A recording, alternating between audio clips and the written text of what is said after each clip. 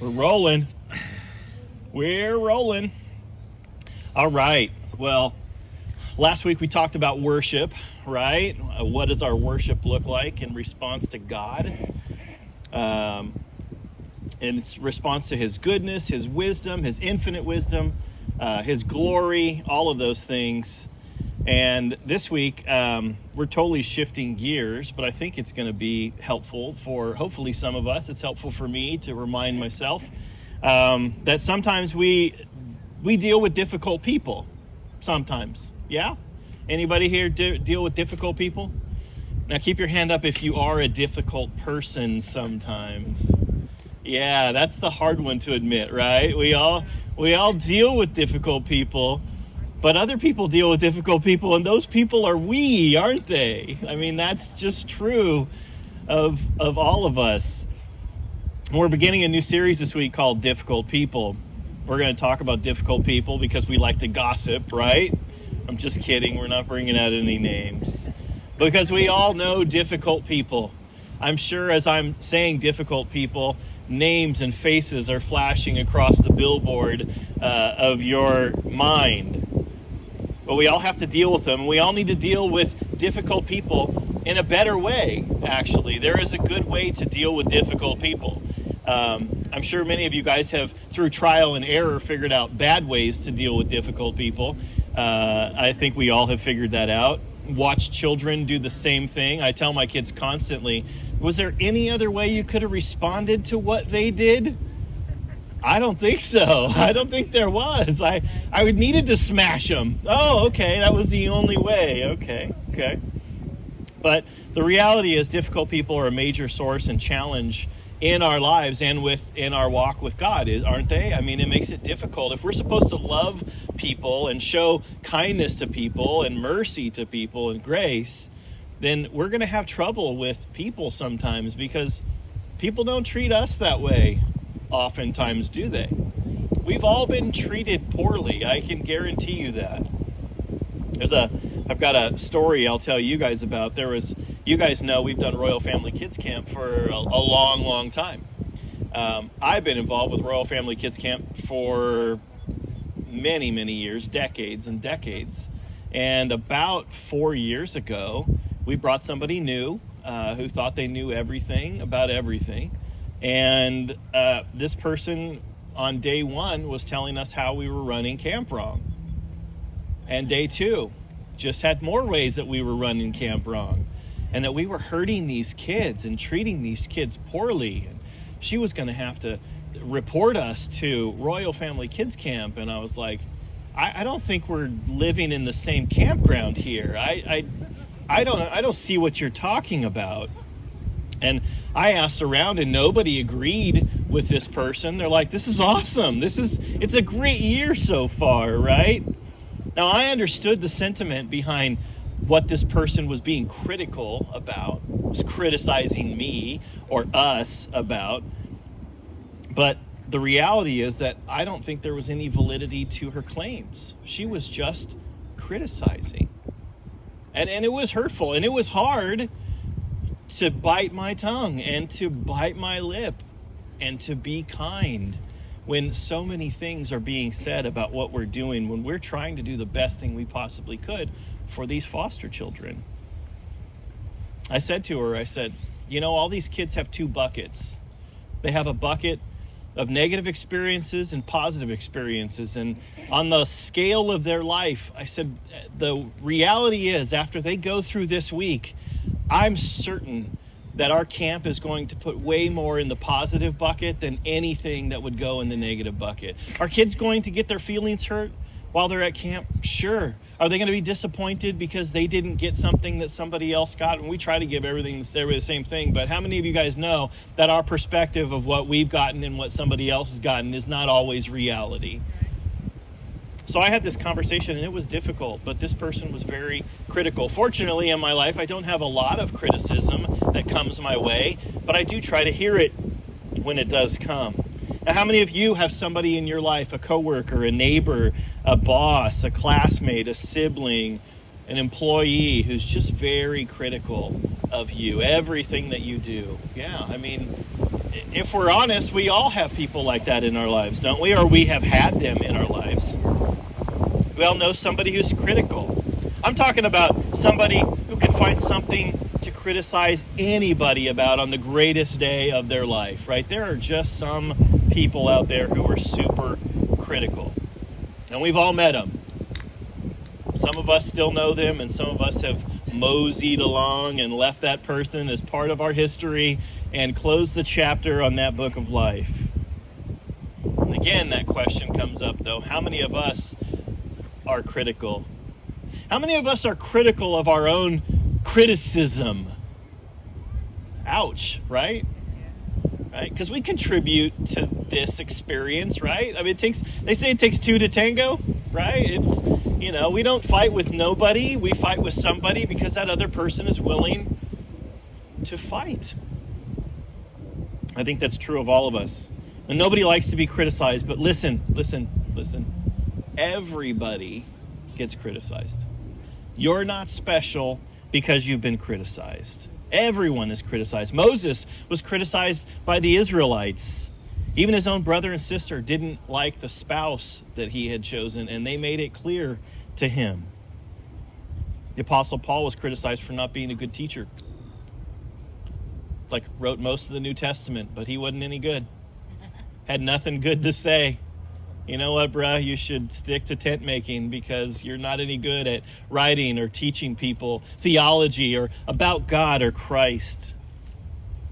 Jesus was criticized for hanging out with people who were not clean, who were not like us.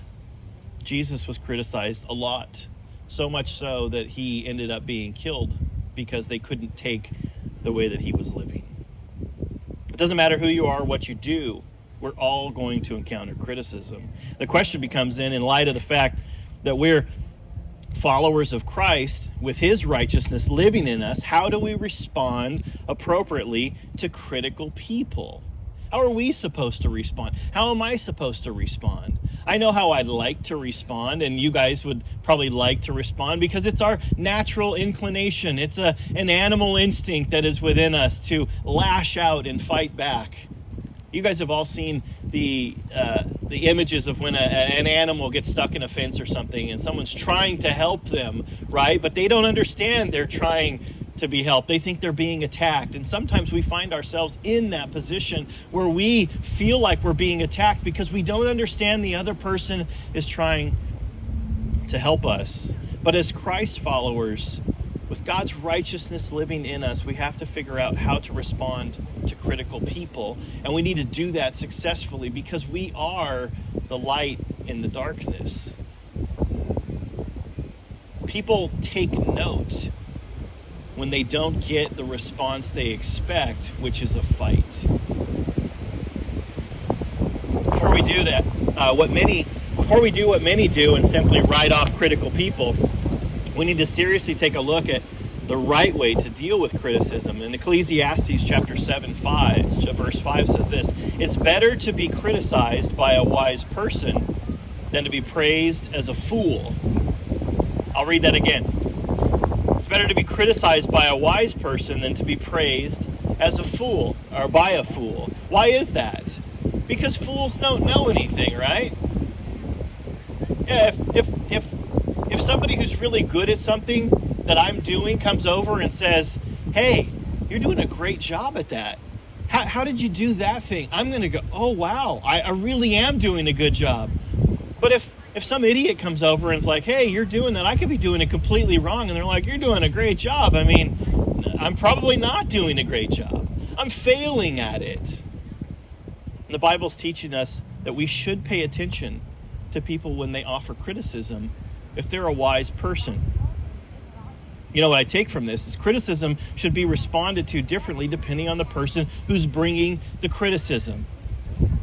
How many of you guys can think of somebody in your life who has offered a piece of criticism in your life, but they're generally a good person? You know that they're on your side. They're for you, not against you. And it's easier to take that from that person, even though we may not like the way it feels, because we don't like it. It still feels like you're being attacked, doesn't it? Like even when you're, trying to do the right thing and you just kind of fail at it, it still feels like you're being attacked. But we should take criticism from wise people. And there's a key to handling criticism, and it begins with an understanding that criticism comes from somewhere, and it has a root. Criticism has a root in all of our lives. The reason that we're critical, being critical is important, you know. Analysts are critical all the time. Is this the right way or the wrong way? We have to be critical of things that we're doing in our life. It's just like it's easier for us to follow our own critical thinking than somebody else's. I believe that's the truth, at least. But there is a key to handling criticism, and it begins with understanding that criticism has a root. Praise often reveals what we value most, right? Don't we praise people on the things that we value most?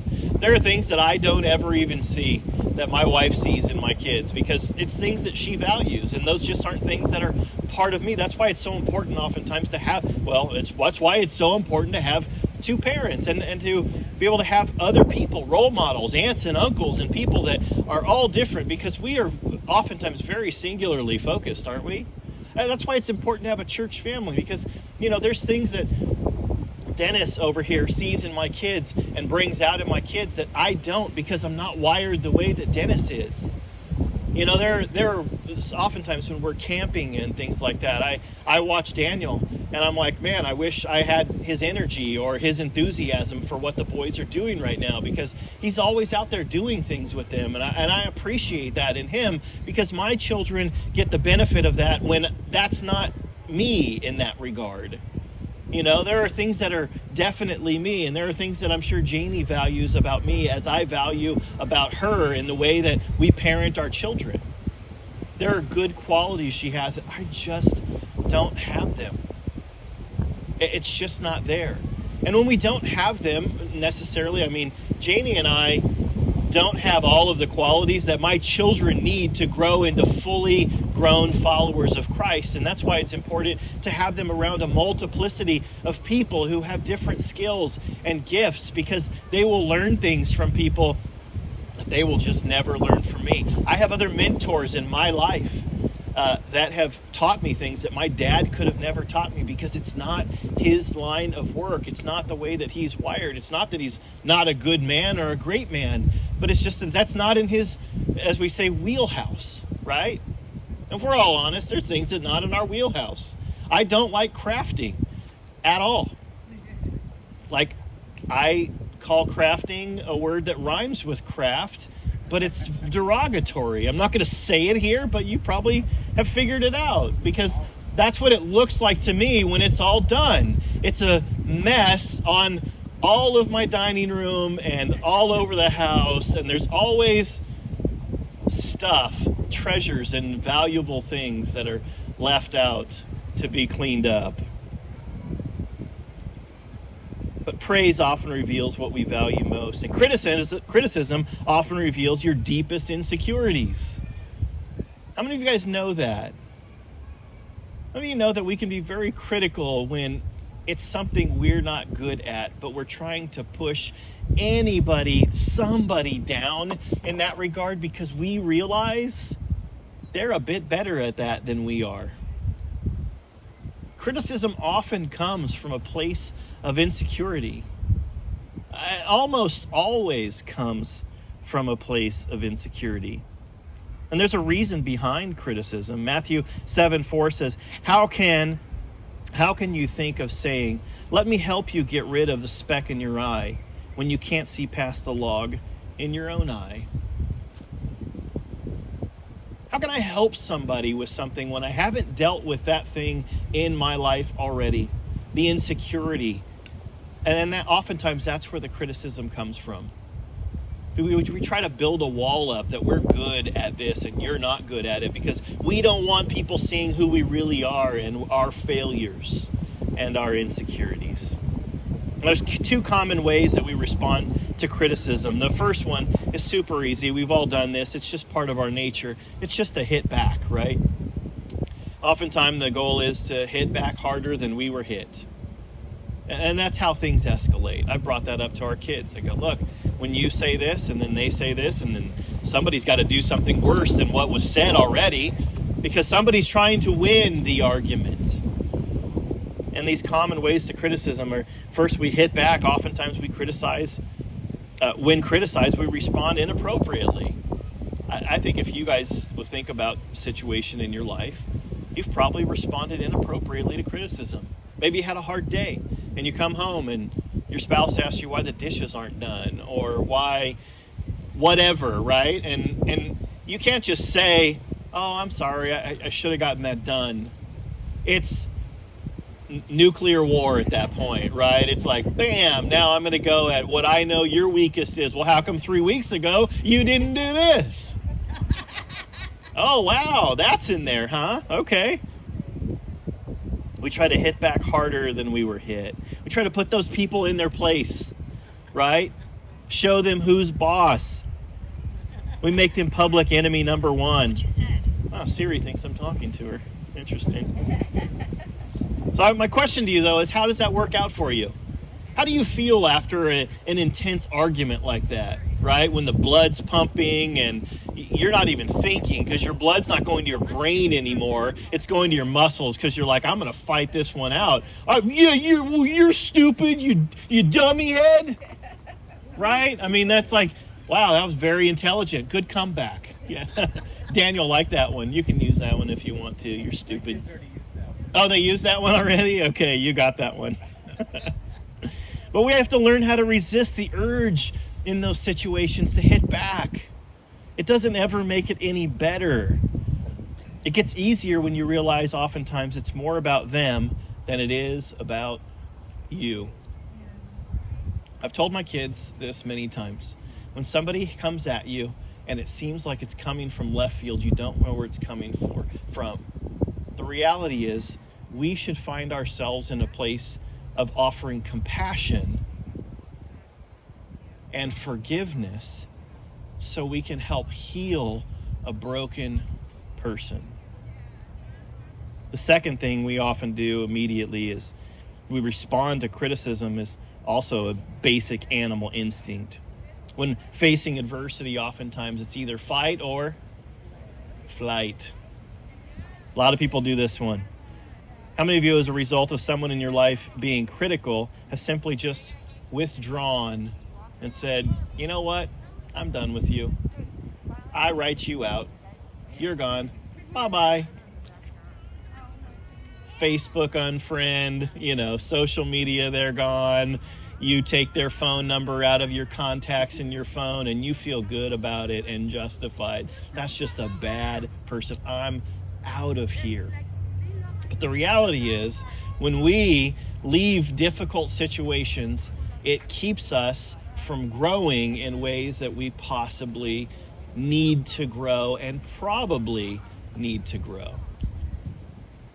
The reality is I haven't done much growing in my life in easy situations. It's always the tense, hurtful, uncomfortable, insecure moments in my life where I've had to rise to a new level and ask God for help and say, how can I grow in this situation? How can I offer compassion? How can I be like Christ in this situation? And those are the defining moments of my life that have made me better.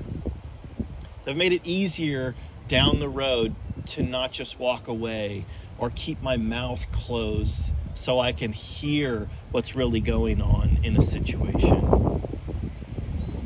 Oftentimes we just break relationship with a person and fly away. It's easier to simply avoid people sometimes than it is to deal with them or our own insecurities, isn't it? But the reality is that one of our core values here at this church is that growing things change, right? If the nature of our life is to run away from situations, then we should be growing into a person who doesn't run away from those things anymore, but takes them head on and does the best. It doesn't mean that everything can turn out perfect and everything will be fixed. That is not necessarily guaranteed, but the reality is that we will grow through pursuing truth and mercy and grace and compassion in those situations. And we become more like Christ. We become a brighter light to a dark world. in all the interactions that we find ourselves in. And that's what God is doing in our lives, trying to draw out the better person that he knows we can become. It's like if you've ever seen a kid, you know kids screw up all the time, but the reality is we're always trying to draw out their full potential, aren't we? We're always trying to, sometimes we can coddle them, but the reality is if we coddle them, they're never going to reach their full potential. And we want children to reach their full potential. I love watching my kids get older and get better and better at things because they were allowed to fail time and time again, and they learned to be a little bit better, a new technique in relationships, in things that they're actually creating or making, in the way that they speak to people. It's how we grow being in these situations. So what's a correct response to criticism? Number one is to listen. How many of you find it harder to listen than to speak? Any of us here? To listen? And we can hear, right? Have you ever talked to a kid and you know that they're hearing you, but they're definitely not listening? All of their mental energy is going towards formulating an opinion or formulating a response to what they think you said. But they're not trying to hear the nuance of what you said at all, are they? They're just ready to fight. They're just waiting for you to, maybe they're kind enough to wait for you to stop talking and not interrupt. But the reality is they were not at all trying to hear your heart. This happens to me all the time. I have to explain it 15 different ways and stay calm and stay patient. You're not hearing me. Right? So the same thing is true for us. We have to listen. We have to learn. Sometimes our kids are trying to say something and they don't know. Sometimes people around us are trying to say something. They don't even know what they're trying to say. They're just hurting. And we need to be listeners. In the book of Job, Job's life, I don't know if you've ever read the book of Job, but that poor guy went through the ringer. In the book of Job, his life is wrecked. All of his wealth is gone. His property is destroyed. His children have all died. His body is covered in boils. And his friends hear what's going on in his life, and they come to comfort him. How many of you got friends like that? I hope we all have friends like that. It's good to realize you have friends like that. It's great for me to know a lot of the peace in my life comes from knowing that there's half a dozen or a dozen people that I could call at any given moment and they would drop what they're doing and come to be with me because I'm loved. And security comes from that. Job finds himself in this situation with his friends and they come to comfort him. And they tear their clothes and they sit down with him in the dirt and they sit in silence for 7 days and nights. Maybe you got friends that'll come and be with you, but I don't know if any of you got friends that'll come and be with you for 7 days and nights in the dirt with your clothes ripped up. I don't know about you, but I need at least 1 shower a day.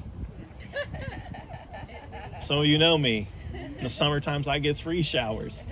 I like being clean, and there ain't nothing wrong with that. That's a luxury of modern civilization, and I love it. Bart, thanks for making water go in ways it doesn't normally go.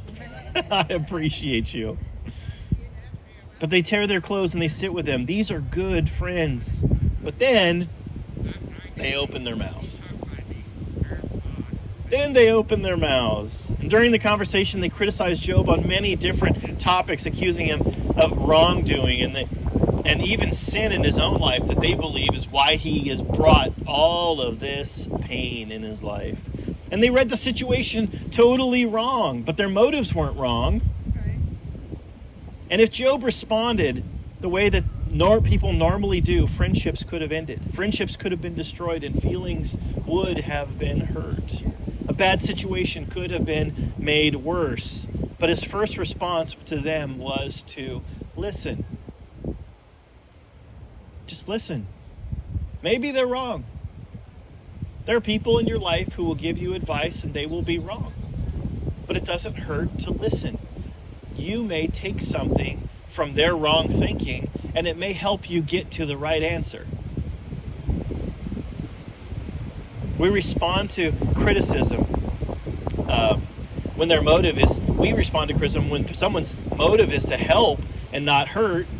Will we listen then? How many of you guys know people in your life that has told you something to do the wrong way, maybe, or they were critical, but you knew that they weren't trying to hurt you? They weren't trying to, lead you astray or criticize you just to be mean. They're a kind person, a wise person, typically. I've had many people in my life give me criticism that helps. A lot of companies do crowdsourcing right now, right? For the typical model was to hire smart people on how to advertise and how to move your business forward. But the reality is some other smarter people have figured out the market always gets what it wants. So why don't we just crowdsource the market? Let's ask the market what they want. And then Kickstarter campaigns start up. Well, why would we invest a lot of money in a product if nobody wants to buy it? Let's put a video of what it would be online and see if people would buy it, see if people would back it with our dollars, and then it's money in the bank. We already have the money to start building the product. The reality is in our own lives, God has given us wise people in our lives so that we can glean from them, listen to them, because we don't have it all figured out in our own mind. I know I don't. Maybe you do. And I want to be a closer friend with you because you got it all figured out. And I don't. See, we orient ourselves in the world by peer pressure, don't we? Like we didn't figure out how to be like we are without pressure from people and society around us. People have helped us become who we are. So we need to listen. Peer pressure isn't always bad.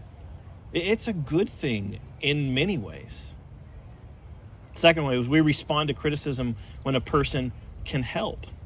Sometimes we might not know their motives. We might not even know the person. Well, maybe we don't even like them. But when there's a possibility that someone can help because they have experience or maybe they've been through that, we listen. That's how we respond. Maybe you don't like the person. How many of you ever learned something from somebody you didn't like, but you knew you sucked it up because you're like, you know what? They're smarter than me. They're better at this than I am, and I'm gonna glean this from them. And then sometimes after you do that, you've seen a movie like this. I can't think of one off the top of my head where every Hallmark movie essentially. Two people hate each other, but then they get together because of some common thing and realize that they happen to actually like each other and become better people because of it. There's the synopsis for every Hallmark movie right there. There you go. That's your gift. That's your gift for the day. You don't ever have to watch one again. Bart said thank you. You're welcome, my friend. You are welcome. Proverbs 15:31 and 32 says this: if you listen to constructive criticism, you will be at home among the wise. How many of you guys want to be at home among the wise? How many of you want to be accounted as wise and not foolish? All of our hands should be up because foolish people end up in all sorts of problems. I mean, you see it on the news all the time, right? Like, you ever question, like, when you see these crazy videos of what it took for somebody to get to the point where they're hiding in the ceiling tiles in a liquor store trying to evade the police? Like, you made a lot of wrong choices in life, right? At that point, I mean, the reality is you did not listen to any constructive criticism along the way, and wisdom is as far from you as the east is from the west. If you listen to constructive criticism, you will be at home among the wise. If you reject criticism, listen, I'm going to say this again. If you reject criticism, you only harm yourself. If you reject criticism. So criticism can be a good thing. Not all criticism is right and good and directed at us appropriately, but the reality is that criticism, in every bit of criticism that I've ever had in my life, there was at least one nugget of truth in there. Right? Maybe not the whole thing, but don't throw the baby out with the bathwater. Right? It's not all bad. We all can grow from criticism that is given to us, even when it's given in a harmful way. The Bible teaches us that listening to constructive criticism makes us wise. It's hard to do, though, because we have to reject the initial response to fight or to flight. That's difficult, but that's growth. isn't it? When you can sit there and take criticism in and you don't feel all that adrenaline just surge through your body, and you're not formulating the perfect response, or you're not thinking, where's the exit sign and I gotta get out of here as soon as possible. When you can stand there in front of somebody accusing you of something and think, A, I could help this person, or B, maybe there's a vein of truth in what they're saying and they're just coming about it the wrong way because they're hurt, or because they've been hurt, or they're insecure. The Bible teaches us that listening to constructive criticism makes us wise. And for some of us today, that's the only thing we need to hear. Some of us avoid criticism like the plague, and we just find people to praise us who are fools. And that doesn't make us any better at all. There's sometimes when criticism brought to us just simply needs to be heard, received, and the appropriate action taken on our part. It's important to have wise people around you to help in that process, because we don't always see it for ourselves, do we? Sometimes, though, as like Job and Jesus and Moses, the criticism is unwarranted. It's true. Sometimes people are just totally out in left field. It's like, yeah, you don't know me. You don't know nothing about me. You're criticizing. This happened to me just 2 weeks ago. Somebody came at me and I was like, you don't even know me. Just like coming right after my person. I'm like, we've talked maybe 5 minutes in our whole lives and you're being critical of me. You don't know me at all. And I felt that fight come up, and I had to power through that. I just had to say a quick prayer like, God help me, because I'm ready. I was ready for that fight. I was totally ready for that fight. Sometimes our response after listening needs to be to clarify with an answer. And after Job was accused of wrongdoing, he responded not in anger, but with a logical rebuttal. Are you saying, is this what you're having a problem? Oh, I could see that. If you take your mental energy, if you pray to the Heavenly Father and God, give me the energy to see what they're seeing, because there's probably a bit of truth in there, and you can see that, and then you ask a clarifying question. Are you saying that this? Oh, yeah, that totally makes sense. Thanks for bringing that to my attention. So when is it right to answer people in their criticism? When the person is missing information that would change their perception. How many of you have ever been criticized for something and then you explained why you did it and they're like, oh, that totally makes sense now? They only had half of the picture, right? This happened this past week with somebody in my life, and I just said, maybe you're interpreting that wrong. Maybe that's not exactly what happened or how it went down. Maybe you're hurt over that because you don't have the full picture. That is oftentimes the truth. The why behind the what oftentimes gives us a different perspective, and your biggest critics can become your biggest fans.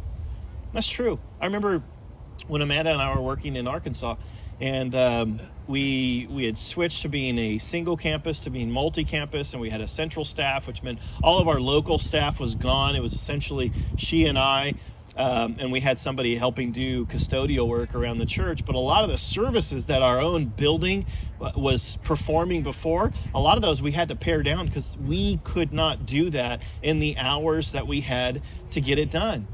And one of the things is that we used to allow the building to be used for pretty much anything for anybody at any time.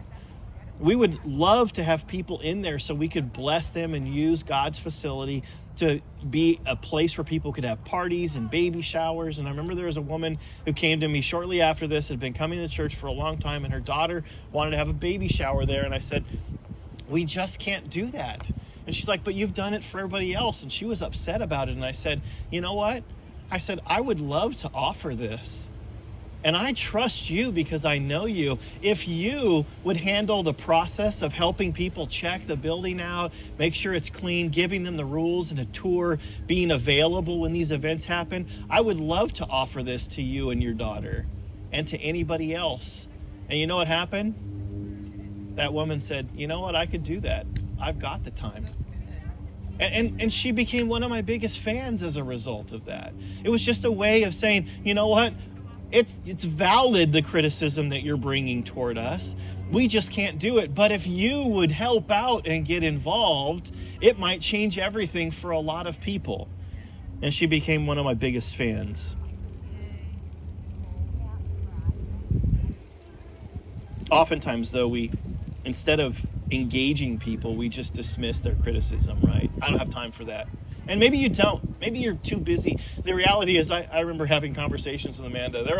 We kept getting the question, like, can't you do more at the church with volunteers? And I'm like, yeah. But you know how long it takes to train volunteers to do highly specified jobs? It takes so much more energy to get the benefit from it. And then oftentimes, if it's a volunteer, you get them trained, and then they're like, yeah, it wasn't what I thought it was going to be. And then they take off, and you're back to square one. It's like, are you kidding me? I just poured my life into that. The truth of criticism is this, though. Some people play sports for a hobby. Some people craft. Some people just criticize for a hobby. Some people are like professional, critical people. We know them. We know who some of those people are. These people are not the ones to answer to. It's like the Bible says, sometimes you can cast pearl before swine. You could try to make that person happy all day long, but they're never going to be satisfied, because as soon as you bring satisfaction in that area, they're on to the laundry list of criticisms that they have, because they're not trying to be productive in any situation. They're just trying to tear down everything that's going on around them. And when the person is characterized by being overly critical, you just can reject that criticism and move on. When a person is emotionally unhealthy or wounded, it's difficult to take criticism from them, because oftentimes people who are hurt and wounded hurt people. You ever heard that hurt people hurt people? How many of you guys have ever experienced someone who's hurt and they just lash out? It's like the animal I'm thinking about earlier, stuck in the fence, right? I remember Louis telling a story of how he went to help a little dog like Melissa's underneath a house, and it was tangled up in telephone lines underneath the house, and it's a funny story, but it's sad. Louis got mauled by a little dog underneath the house for quite a while before he got this dog out, because this dog was hurt. And it didn't know he was trying to be helpful. It just thought he was coming to hurt him and harm him. And that dog thrashed around and just tore Louis' poor arm up. Hurting people hurt people. Jesus says this in Matthew 15, 13, and 14. Every plant not planted by my heavenly Father will be rooted up, so ignore them. They are blind guides leading the blind. They will both fall into a ditch. There are some people who are so hurt that they cannot be helpful, but it still is our role to help those people. If we can. Without being killed yourself, yeah. If it's just going to be your forearm torn up, maybe that's a good. Yeah. So what am I saying here? We'll all face criticism. The question is, how do we deal with it? We've gone over some ways to deal with it today. The further you go in your relationship with God, the further God takes you into His blessing. And it will be easier for us to deal with critical people. Critical people like bosses and husbands and wives and children and aunts and uncles and family members. The more we grow, growing things change. The more we grow, the more as people in process that we are, the better we become. The more of our potential we actually reach in becoming what God designed for us to be. The reality is, the more people we'll be able to help, the more we'll glean from other people in life, and our life will become better. My question to you is, how are you dealing with criticism? How do you deal with criticism? And that's a question I want you guys to go away with today. I want you to think about it. I want you to pray about it. Say, God, how do I deal with criticism? After you have a critical incident with somebody, how did I retrospectively go through that, go, man, I could have done this better, right? When you're not amped up, when you're not in fight or flight mode, when you think about that later, go, how could I have responded differently in that situation? To help and heal, to bring clarity, to come back with a logical question. How could I have responded differently? Are you answering people when it's appropriate to answer them? Are you dismissing wrongful criticism without dismissing people? That's a hard one. That's a hard one, because sometimes people are attached to their ideas, aren't they? Their ideas are the best ideas in the world, and if you reject their idea, then you reject them. And that's very difficult to do. And sometimes it's impossible to do, or at least next to impossible. There's something I was talking about. This is funny. I love how God leads me in life. I called this week Spectrum because my bill had gone up after the 12-month introductory period, right? And it's like, now it's like almost twice as much as it used to cost. And I'm like, are there any promotions? They're like, yeah, there's promotions for new customers. Like, how long do I have to be away from the internet to be a new customer again? Is it worth it for me? So I met a beautiful woman inside, at least. I have no idea what she looks like. She found out she was in Texas, and I talked to this girl for an hour and 5 minutes about God, about she's working from her home, and we just were talking about it. And I said I'm probably going to bring you up this weekend because of your character, because of the things you've said to me, the things that I love seeing what God has done in your life. And one of the things I brought up is that if we can become unoffendable, I've brought this up to you again, and it's kind of something that I'm working on. I'm working on this in my own life. Think about this. If you can be unoffendable, think about that. Like, people could come up and slap you in your face, and you're like, no big deal. Somebody could say the most evil thing about you, but you wouldn't be offended, because the reality is we don't have to be offended. Like right now, when we're just sitting here and we're calm and it's peaceful-ish, it's kind of windy right now, like we're not offended about something, and we don't have to take on that offense. But it puts us, if we can become unoffendable, it gives us tremendous power in our life, right? If we can treat everybody as somebody who we can learn from, even when they're not a great teacher, even when they come to us like an idiot, but we don't get offended, and we can just glean what's good from them.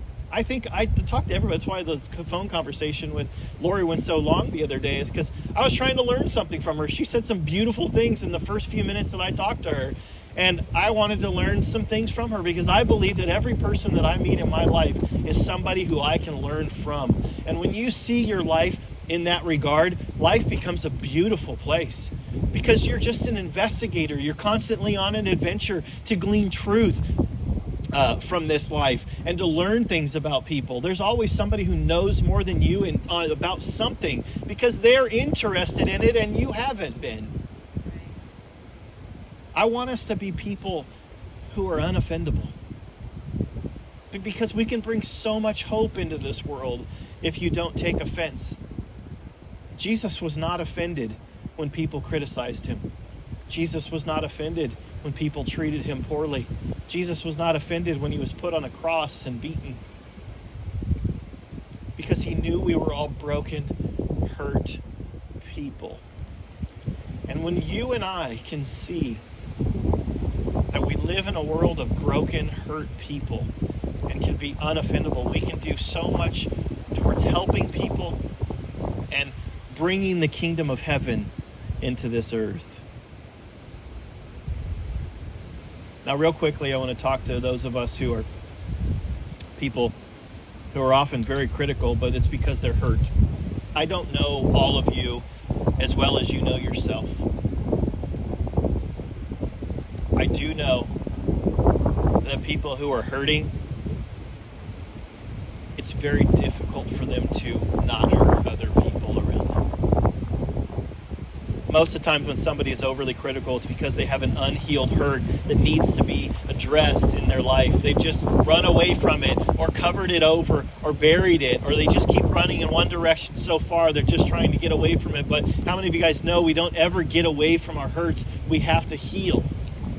Our body is an evidence of that. You can't just get away from your leg when you break your knee or when you break your foot or you cut yourself open. It has to heal.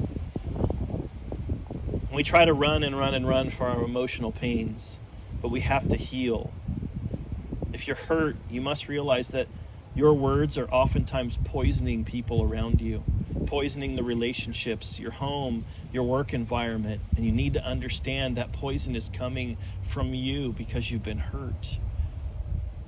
And it's going to be difficult to have a healthy life until you heal. When you turn around and you look at that and you walk through it and you have people that are willing to sit with you for 7 days and nights, maybe dirty with their clothes torn, and weep with you. You've got to learn to heal from those things, or it'll be very difficult in your life to not be critical and criticize other people and be hurt by everything that comes along, because every person that comes along will be like putting salt in that wound or opening up more and more. You've got to learn to identify your areas of insecurity and deal with it, because if you don't, you'll feel obligated to deal with everyone else's insecurities and their failures. We've got to learn to let it go. I've got this at the end of my notes. We can't please all people, but we can please God. And that is our goal, is it not? 1 Thessalonians 2:4 says this, "For we speak as messengers who have been approved by God to be entrusted with the good news. Our purpose is to please God, not people." If we do the things we've talked about this morning, if we put these things that we've learned this morning into our lives, into practice into our lives, we'll be on the trajectory of pleasing God, and people's lives around us will be healed as a result of that, just like when Jesus came and was unoffendable and lived his life for the benefit of others because God asked him to do that. Lives were healed because of his life. I want my life to please God. Whether you're a victim of criticism or a criticizer or both, I pray that today you will desire the same thing, to please God. Responding to criticism appropriately will lead us further down the path to Christ's life. And again, growing things change. I don't know about you, but I want to grow. I want to be a better version of myself than I was yesterday, last week, a month ago, a year ago. I'm so grateful to have people in my life who knew me when I was more of an idiot than I am today, and who will say kind words to me and say, "I'm proud of you. I'm proud of who you've become. You're good at this," because I know my life is on a trajectory of growth and of becoming a better human being. I pray that for all of us. I pray that we get over our hurts and our insecurities. I pray that we learn to deal with critical people the way that God has designed for us to deal with them, so that we can take what was meant for evil and it can be turned around for good in our own lives. I know that God will help us with that if we surrender our lives to him. So let's pray. Heavenly Father, I thank you for these people who are here. I thank you for those who will watch this online.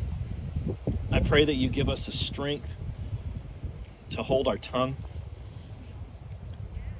I pray that when we are criticized, that we will see it for what it is and move forward and take the best from it that we possibly can, realizing sometimes those are broken people. We would move into helping them.